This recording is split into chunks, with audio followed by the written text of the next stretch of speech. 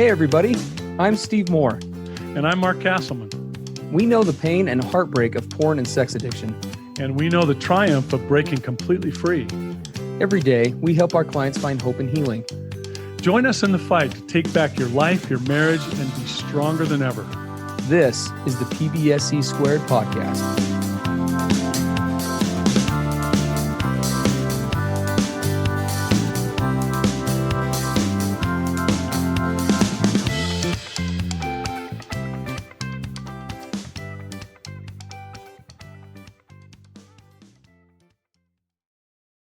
Welcome, everybody, to another episode of the PBSE Podcast. Steve Moore here, along with Mark Castleman, coming at you with episode 281.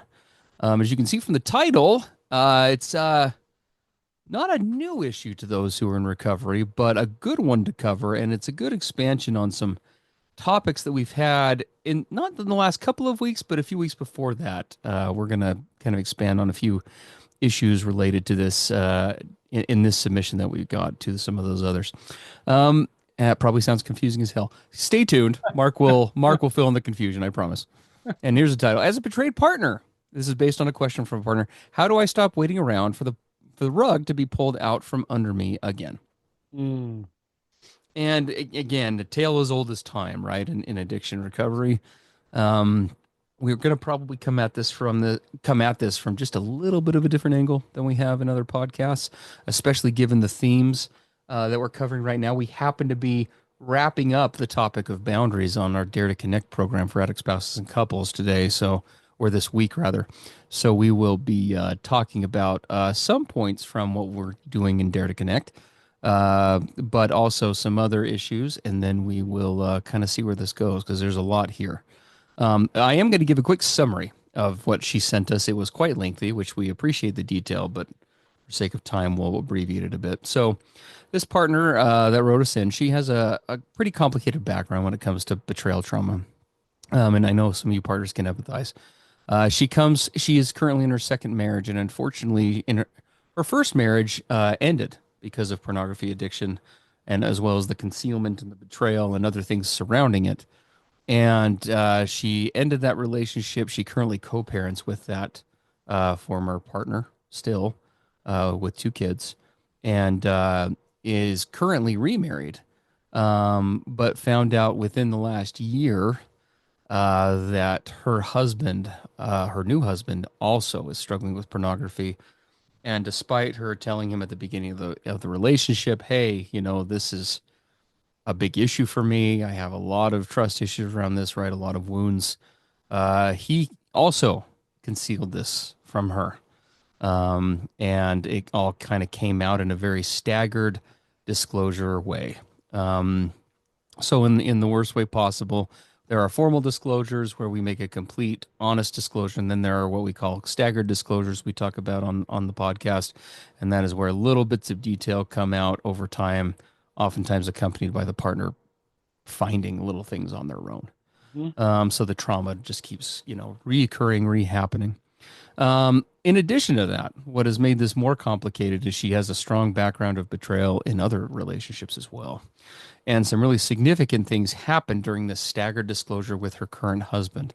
She had a few close relatives pass away, including her father. And he was dealing with a long-term illness at the time. There were just a lot of things that all kind of happened all together. And again, while this is all happening, right, the re-traumatization kept happening because he kept disclosing more little things. In addition to that, another element that she has discovered in her own recovery work, because they have done some of that, and I'll talk about that in a minute, but she has discovered that a big wound for her is that she has never felt in this relationship, at least, and she kind of infers it from her submission that it didn't happen in her prior marriage, that he's never really stood up for her, advocated for her in various situations. Like, for example, when family or friends have been disrespectful to her, or have been attacking or whatever, she has looked to him and he's kind of looked away, more or less, with those kinds of issues. So a lot that this partner's been through, and we really appreciate her reaching out and letting us know so we could answer this. Now, before I get into the questions, they are doing some things that are positive. It sounds like the multiple layers of disclosure is probably about done, although it sounds like that's still been happening fairly recently, up until recently. In addition to that, they are, but to kind of combat that or work through that, they have both worked with therapists individually recently. They currently have a couples therapist. None of them are CSATs or certified sex addiction therapists, nor are they certified partner trauma therapists. And we'll talk about that again in a minute. So they aren't working with specialists, but they do have some therapists that they've been working with, and they have been helpful to a point. He has some filtering software. Excuse me. So there are some good things going on, but then she has a number of questions that she wanted to ask us. And so here we go. How do I stop waiting for the rug to be pulled out again on this relationship? Also, how do I communicate my pain in a way that allows space for both of us to grow and without him feeling like I'm stuck in the past or trying to make him feel bad? And then a last, but by no means least question, how do I keep showing up in this marriage without betraying myself? And she goes on to say they do continue, they listen to our podcast on a regular basis. She says that's been like a lifeline, and I've been really affirmed by it, and we appreciate the kind words. But yeah, that is where we are. So I've left a good deal of detail out, but this partner, like many of you partners out there, is on a lot of levels is definitely whatever else she is a survivor for sure. Yeah, for sure. Well, and whenever, boy, I wish you could see me and Steve when these submissions come in from betrayed partners. We get fired up. we, Yeah, I was pretty uppity about this one today. I'm not going to lie, yeah, or just before we started. we get pretty fired up because, and we have a really tender place in our hearts because we put our partners through these things, many of them, and more. Yeah. And both I come from a background growing up where I actually was someone who was deeply betrayed and abused. So while I can't exactly relate to a betrayed partner like this, I can relate to that, what that feels like to be in that place. And we've been working with betrayed partners for more than 20 years.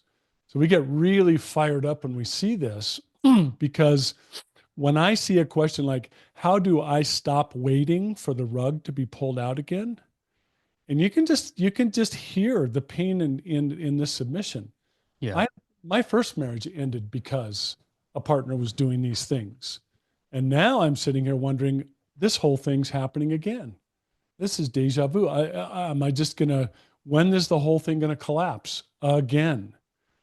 And one of the things that we are passionate about with partners, betrayed partners, hopefully in healing, is that you never are waiting around for Mm. the rug to be pulled out. Never waiting around, right? You didn't cause this. You don't deserve this. You didn't ask for this. All of that is true and more. But having said all of that, and this is one of the most difficult things that Steve and I help betrayed partners do, with none of it being on their side of the street about how all this comes about, you now are in this place where you say, we're inviting you to step up to your own sovereignty and your own power. And we know that in betrayal, pain, and trauma, partners say, but wait, I didn't do this. I didn't cause this. This is not my fault. You're telling me to step into my sovereignty and power. And there's a great feeling of injustice to that, right? That's not fair. And we often talk about it. It's like your partner was driving a car, coming on the other side of the highway and crossed the median and smashed into you head on. Now you find yourself laying in a hospital Yeah. with all kinds of damage. And now somebody comes in and says, you ready to start physical therapy? It's going to be really hard and painful. Right? It's like, who wants to hear that message? I didn't do this. And yet it's such a powerful message because it says, you don't have to wait around for things to happen to you, or for all, the whole world to be pulled out from under you again. And so we want to talk about, how do you step into this power, this sovereignty? And there are some basic things we want to talk about with regard to that, and then start to share a little bit about, just a little bit about the in-depth work we've been doing in Dare to Connect on boundaries, how powerful boundaries are for betrayed partners. So, Steve, let's talk about a minute about this. How do I not wait around? Right? She also, Mm. to me, or to us, her questions were also very connected. How do I communicate my pain in a way Yeah. that allows both of us to grow without him feeling like I'm stuck in the past or trying to make him feel bad? Right? Here again, my voice. How do I have it heard? How do I have it be proactive and healthy? And how do I keep showing up in this marriage without betraying myself? Those are kind of all in the same general world of a betrayed partner, right? They definitely are. And I mean, and the questions, I mean, are are complicated, but Mm-hmm. they are common. I guess I'll just start with the first, right? How do I stop waiting for the rug to be pulled out again? Mm-hmm. I think the first step is that you don't stand in a place of freezing or bracing for an impact. You move forward in your own progression. Exactly. I am, and this is all going to tie into boundary related topics, which we are wrapping up right now as of the making of this podcast. Right now in the Dare to Connect program, a deep dive into it that's coming up on, I think, 5 weeks now on boundaries, At least, yeah. and several months of other topics leading up to boundaries that are all kind of been connected since the beginning of the year. Mm-hmm. Um, and step number one is a formulation and a beginning a determination of recognizing at what point am I at authentically for myself in terms of my timing, right? On when I need things to truly change, when I need these situations to shift, when and what in what ways do I need them to shift? Now, of course, I can hear a partner listening right now saying, "Well, no shit, Steve. Of course, I needed it to happen yesterday." But I'm not talking about just getting out of the pain. The question that I'm saying that each partner in a situation like this and this partner is going to need to consider is realistically, how long can I continue to engage in this relationship um, under the current conditions? Right? Where he is, as whatever the status quo is right now. Based on what we hear here, which we don't know a ton, the status quo for him has been a decreasing but still stream of small staggered disclosures. Right? And if there are staggered disclosures that have been going on even up until recently, logic would tell us, both Mark and I, that there have been other ways in which he has not been proactively leading out in recovery as well. It's pretty rare to just see that kind of thing in isolation. So if that isn't the case, there needs to be a determination and a discussion for her about, one, how long can I continue, but two, I need to start turning my eyes forward to what do I need individually, what does our relationship need collectively, in order not just to so in other words, question one is how long can we survive, or I survive, in this current state of affairs. Question number two is what needs to shift and what needs to change in order to start thriving, not just surviving, not just And making and a it. big part of that, she asked this second question: how do I communicate my pain in a way that Yeah. allows space for both of us to grow without him feeling like I'm stuck in the past or trying to make him feel bad? Now, I would, again, we don't have a lot of details, but just by the way she phrased that question, I would make a pretty safe assumption that there has likely been some weaponizing, perhaps. And Maybe, his responses have not been very yeah, not, vulnerable, yeah, right? not In vulnerable, not leaning in with to her empathy. pain. Yeah. Yeah, but it sounds like maybe there's a little bit of, wow, you're bringing your past failed marriage or relationship into this, and I'm being punished for it. That some of that might exist. Or you're always on my case trying to make me feel bad. that tells me that there needs to be a backup, a reset about how does she have a voice to truly express how all of this is impacting her? Mm. Is she been given a venue? Do they have professional help to help her learn how to be able to voice that? Is there a safe venue for that to take place? Perhaps that's in the counselor's office if it can't happen between just the two of them. But I'm just hearing that a lot needs to happen on her finding her voice to share impact and pain in a way that is clear, in a way that is understood, right? Is he leaning in with genuine curiosity about that? Or is some of this weaponization taking place where, a lot of this is your old relationship and you're just making me feel bad, as opposed to, I really want to understand how all this is impacting you. Please share with me the pain that you're feeling. Is Well, that and whole world taking place in this scenario? absolutely. And the way that we cultivate, the way we curate, the way that we create boundaries and how we set them oftentimes is something that should be examined, right? One of the things that we're talking about, and again in Dare to Connect right now, is this very thing, is how do I set boundaries and in what way do I set them that are going to meet all of my authentic needs? We had a partner right into our Dare to Connect program in the last 10 days, somewhere in one of our multiple sessions a week.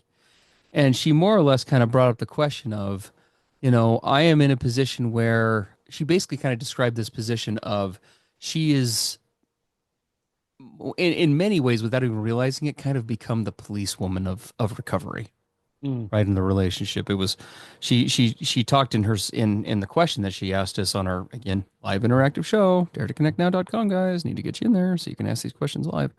But she was talking on the show about and kind of describing the boundaries that she had outlined, and the boundaries were all around his actions. Mm. Now, so in other words, you need to be going to therapy 3 times a week. That wasn't one that she said, but I'm just giving it as an example, right? You need to have a filter on your phone. You need to be talking to your sponsor every day, right? Now, are these bad? Well, your 12-step sponsor every day. Now, are these bad goals to set? Not necessarily. Are they bad boundaries to set? Not per se. But what if we were to change that language? And this is what we talked about in the session the other day. What if we change the length? Because there's a way to set those and say, here are the things that I need from you and your performance in terms of specifics, which can be helpful, but the boundaries are more nuanced than that. And what we talked about in the program was saying, here are the attributes that I need you to be able to show up with in our marriage. I need you to be able to be empathetic. And this is what empathy looks like for me. I need to be with a partner who is leading out in the recovery process, like Mark mentioned a minute ago. Right? I need you to be proactively seeking out, providing safety in a marriage where you have robbed me and us of it. How you go about doing that is your business. I'm not. Do you see the difference in the shifting? Now, again, it's not to say that first set of boundaries are not bad, but there is a way to set there is that old school kind of methodology of boundary setting. But when we pair that with new skill sets, for example, here are the underlying needs that I have behind the things I was going to ask you to do, and you get to decide what you're going to do. I don't know. What are you going to do? Are you going to go to therapy? Are you going to get a sponsor? Are you going to go to 12-step? You going to do a pentagram on the ground and goat's blood and have a seance? Talk to dark forces and get them to do it? I don't care how you do it, but you've got to do something to do it. Hey, everybody. PBSE Podcast hosts Mark and Steve here with a special message about our revolutionary online recovery program for addict spouses and couples called Dare to Connect. Multiple times every week, we get messages from subscribers in the program. They're people just like you. They're trying to heal from the devastation of sex and porn addiction and betrayal trauma. And here's a few of our most recent submissions. Here's one from an addict in recovery. It says, D2C has principles that everyone should utilize regardless of their circumstances It doesn't matter your coping mechanisms. It matters that you want to work towards genuine connection with your partner. That's awesome. Another testimony from an addict continues on. My wife is just starting out in training as a licensed therapist. Dare to Connect has been far more useful to her than her degree. Wow. The way Mark and Steve apply what they've learned is always so redemptive. D2C has opened doors for my relationship that I thought would be shut forever. Mark and Steve are an incredible resource of information on the subject of sex addiction and betrayal trauma. We could not do this journey without their help.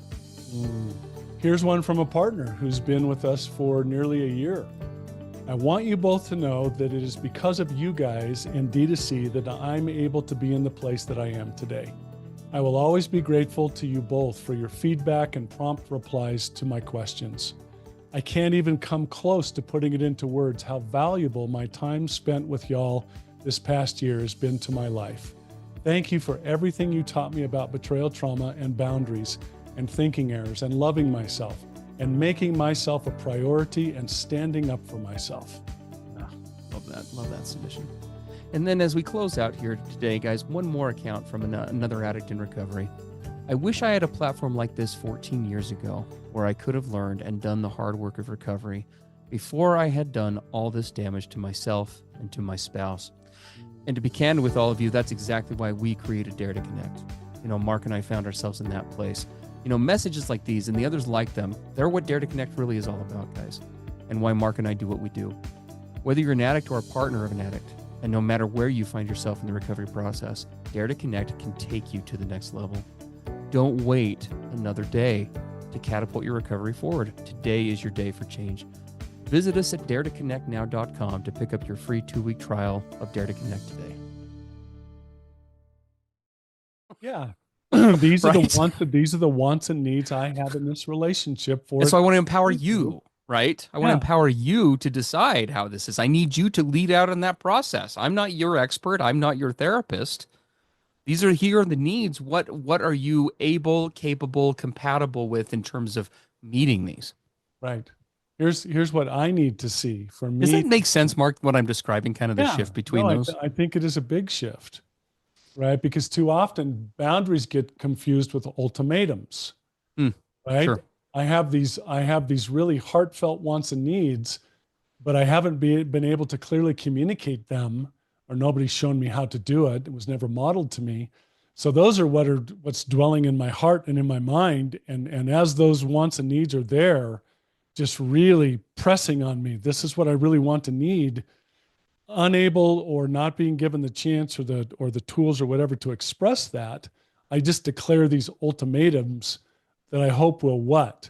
That I hope will deliver what I'm feeling inside that I really want to need. Mm-hmm. Go to the external and say, do this, this, this, and this. But what am I thinking inside? I hope that all of that will give me what I'm really wanting and needing deep inside. Yeah. And too often it doesn't. Mm-hmm. It doesn't. Why? Because the addict just checks the boxes to get you off his back. He goes ahead and just complies because he hasn't learned how to have a voice or be proactive. And too often those ultimatums and that effort at controlling another person's actions don't deliver what you really want and need deep inside. Mm-hmm. Right? Yeah. And again, I want to be clear. We are not shutting down that old school method that I mentioned. Those aren't bad need. They're not bad things. They're not, but they serve different purposes. Right. Right. Because if I'm setting, like, for example, one of the purposes of that old school set of boundaries is him providing safety through consistency, right? There's observable things that I'm seeing happening. He's being consistent or not with it. That can help to create safety, right? It can be really valuable. Yeah. So those kinds of boundaries can be helpful. But but really one of the secrets, and we talk about, again, if you're liking where this is going, guys, Dare to Connect. This is where you need to end up because we can't go into all of this today. But one of the secrets to boundaries is by shifting it up because different boundaries do meet different needs and they take different approaches in recovery. And fact, so, go ahead. We had an amazing session today. We did for addicts, but we had a lot of partners listening silently. And the thing that we really focused on is we're finishing up boundaries, a very lengthy almost a couple of months worth of discussions on boundaries is what we call today sharing your voice, which is exactly what this partner wrote into us with PBSE here. What she's really asking is, how do I share my authentic, genuine voice in a way that's going to hopefully meet the wants and needs that I have, not be weaponized as, me being stuck in the past or making him feel bad. I have a voice and I really want to share that voice. And we had some key points, and we can't go into them in detail today on this podcast, but some really important things we talked about. So for example, is the voice, the wants, needs, and boundaries around that voice, is that a personal set of boundaries? Or is that something that truly feeds into the coupleship boundaries? Mm-hmm. Very important with Yeah. the partner who wrote in that she has a clear distinction between those. Is this about my wants, needs, and boundaries? Or is this something that we are collaborating together on as a coupleship, as the couple's needs and boundaries? Right? Yeah. Important to know the difference and to have the proper focus. Yeah. Well, and what Mark just mentioned, right, is one of 7 bullet points that we went really, really deep in on Dare to Connect. Yep. Okay. And we did that today, but we're going to be doing that on Wednesday. It's written out in a handout that clients can download. It's on the back of handouts that we give out every week. We're going to go through these briefly. We don't have time to cover these in depth, but as we cover these, just think for a second, what would it be like to be in a program where you could get this information in detail and ask questions about it in real time and get answers? Okay. Yeah. So that first question, right? Who is involved? Because it is important. Sometimes we spent, for example, the better part of 20 minutes on that first question today, just with working with addicts on figuring out whose boundary is this and who's responsible for what. Sometimes that seems really easy to think of on the surface, but when we look at these different needs, they become more nuanced and complicated. Second one, right? There is a time and a place, because there is. Timing is everything. We need to be figuring out our own authenticity when it comes to when and how to share. Boundaries need to be deliberate. They need to be carefully crafted. We need to make sure that they're authentic and not reactive. And of course, the setting for that is important as well. Mark mentioned having a therapist present, right, if need be, on occasion, or some other third party, right? Yeah, There's because lots to if be this said for partner that. finds that she's trying to share her voice, but it goes into this, weaponizing place, and they start to go back and forth, and she has to defend herself. Now she mentions that I end up betraying myself by giving in or setting aside, my wants and needs or my authenticity. Then the time and place for that might be strictly in the counselor's office for a Yep, while, right? absolutely. That needs the timing and the place need to be right. One of the things that really jumped out at me, does this partner that wrote into us, does she have an outside support system Yep. that is not Bullet 3. not her addict partner, and that isn't necessarily even just her counselor, right? Does she have other women that she can talk to and tap into who understand this? Does she have a sponsor or a support person that she can reach out to? What does her outside support system look like? Yep. And does she have people who can mentor her in how to have a voice and how to not engage in self-betrayal? Right. Yeah. And again, Dare to Connect. It's awesome how it fills that role for so many betrayed partners. On a variety of levels. A Us as supports, other people in the program as supports, right? There's lots of levels there. lot of supports. Bullet point number 4 that we talked about today, being clear about wants, needs, and outcomes.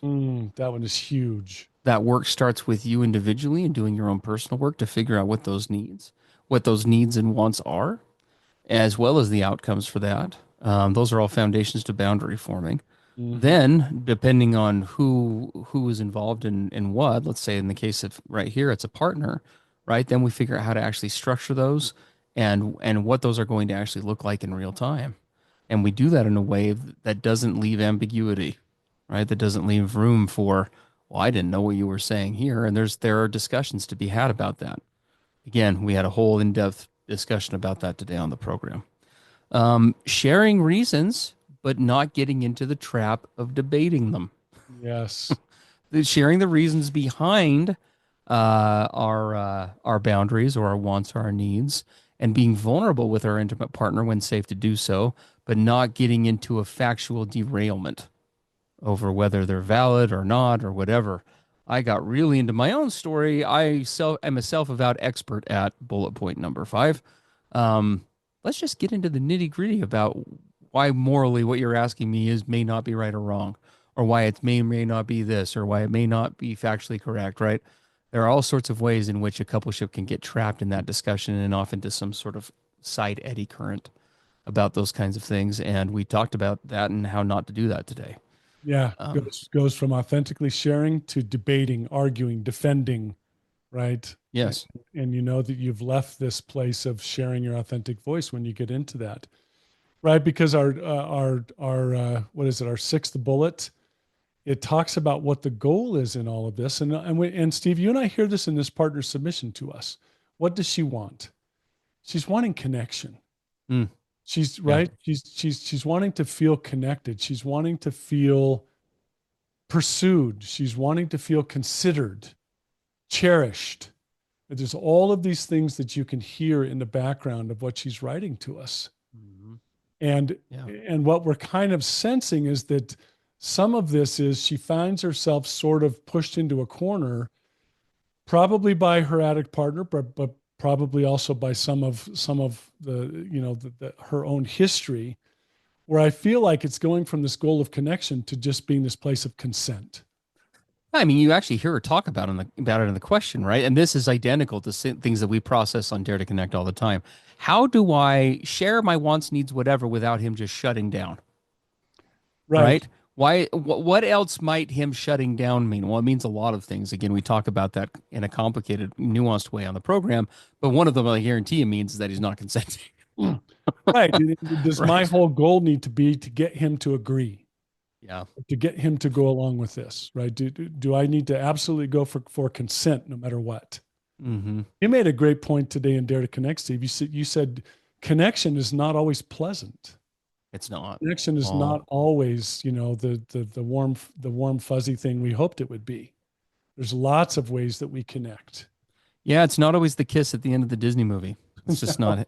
It's nice when it is, and Yeah, sometimes it is, right? But other time, connection is when we walk away from something, understanding one another better, exactly. and that may not be fun We may in not some even ways. we may not even agree. I mean, therapy. Think about couples therapy for all those of you who have done it. I've spent nearly 20 grand on my own couples therapy over the years, and I can tell you hands down, we walked out of there many times connected, and not speaking in the rest of the day. Right. Right? We weren't in a place to dialogue, but Mm. I definitely walked out of there understanding her better.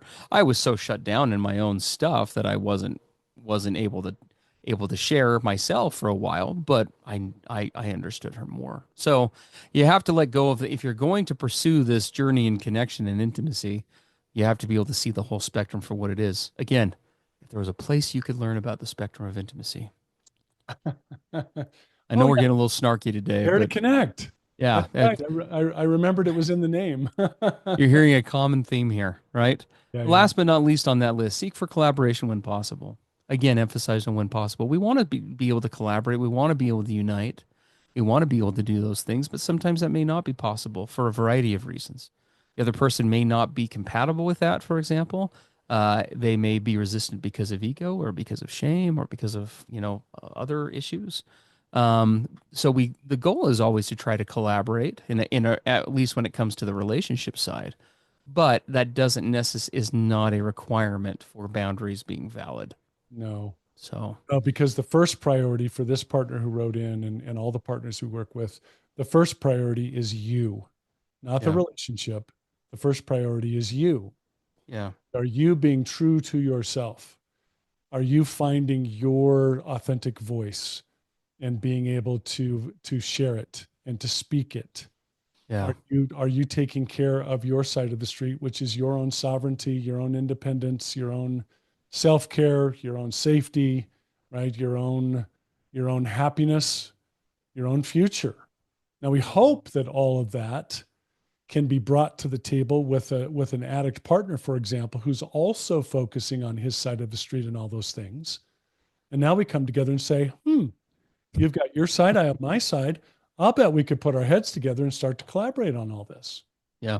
But not if we abandon that and acquiesce on it and let it all be steamrolled in order to just get along. No. And we tend to all be conflict averse. We Do we do. not? We I do. mean, that is inherent to the human condition. But when you start talking about the nuances that we see around that with betrayed partners, who, I mean, my partner, she comes on the program pretty regularly, Brittany. You want to talk to somebody who's familiar with trying to be vulnerable and have it all go to hell. Brittany's a GD expert in that. I mean, Yeah. she's experienced that her whole life, her whole marriage with me, thankfully in very decreasing amounts in recent years, but that was a common theme around our house. Um, we there is so much tied. One of the things that came up in the chat today that we've shared on the podcast before, but love is always whatever love is, it's always boundaried. Always boundaried. It's always boundaried. Um, if anyone tells you otherwise, they're wrong. I hate to say it that way, but I guess there's not another way to say it because loving relationships are bounded relationships. They're relationships where we are seeking out our own needs authentically, but we're doing it in a way that collaborates with and helps to support the needs of another. And so I know that flies in the face of many of you listening to this program. If my in-laws were listening to this, they'd probably have an aneurysm, fall over in disbelief. But it is still an unavoidable truth. Yeah. Um, guys, we appreciate all of you being on the podcast. We got to wrap up now. These podcasts, as you know, they're never long enough to cover all these topics. They never will be. This couple is doing so many things right, and I want to be clear about what I'm going to say next. I would never tell someone to stop therapy and come to a Dare to Connect because our program is never going to be individual therapy. It's not designed to be, but it's designed to be pretty damn close. And it is a place where you can get so many of the benefits of that in a specialized forum. This couple, like many that we got another email from somebody today. We don't have any CSATs in our area. Can you see us? Can you, Steve? Can you see us? Mark, can you see us? I'm a CSAT and a certified partner trauma therapist. Mark operates under a pretty similar formula as me and has been doing this as long, I think, longer than I have. Um, you can come to a program right now that has people with those certifications right now. This person that wrote us and said, "Can you see us?" I had to say no. Unfortunately, we both have waiting lists in our clinics, but you could come join the program. Don't if you find that you are plateauing in whatever you're doing with recovery right now, whether it's therapy or something else, and you're looking to mix it up, there isn't a better mixer, I think, than Dare to Connect. Um, Being candid, I was reading through the submission and I felt such a mix of empathy and frustration Yeah. Yeah. because it was like these people are putting in so much time, so much energy, so much money. This woman has been through so much. Level up your recovery experience, guys. Come talk to two addicts who bring 20 years of addiction or 40 years of addiction to the table, almost that long in recovery experience as clinicians to the table. Come meet with a wide variety of people in the trenches doing it right now, working on their relationships, their own individual selves right now. Come to we had a brand new person that came in today and at the end just said it was so awesome being here. This was an addict, by the way, and just feeling like a bunch of you guys get me. I finally found a place where that happens. Yeah. Yeah. And if you liked today's episode, for those who listen on the regular, this will be published on May 20th, 2025. We are finishing this up right now. The recordings that we talked about, where we go in depth and what we talked about today briefly, available right now, along with a whole host of other videos that we save long term in the vault, 3 weeks of recorded content, the 5 sessions a week that we offer live. I mean, our Dare to Connect Academy. Anyway, I'm just talking in circles at this point. We just love you. We care about you. If there was a better resource out there, we would either send you to it or we will build it. And that's the reason why this is here. So please come and don't reinvent the wheel. We'd love to have you at daretoconnectnow.com. Grab a 2-week free trial. Try it for free. Don't get better than free. All right, enough shilling. Mark, anything else? I I think that's good. All right. Thanks for being with us. Hope to see some of you in D2C. See all of you on the next PBSE episode, and that's a wrap. Have a good one, guys. Everything expressed on the PBSE podcast are the opinions of the hosts and the participants and is for informational and educational purposes only. This podcast should not be considered mental health therapy or as a substitute thereof. It is strongly recommended that you seek out the clinical guidance of an individual qualified mental health professional. If you're experiencing thoughts of suicide, self-harm, or a desire to harm others, please dial 911 or go to your nearest emergency room.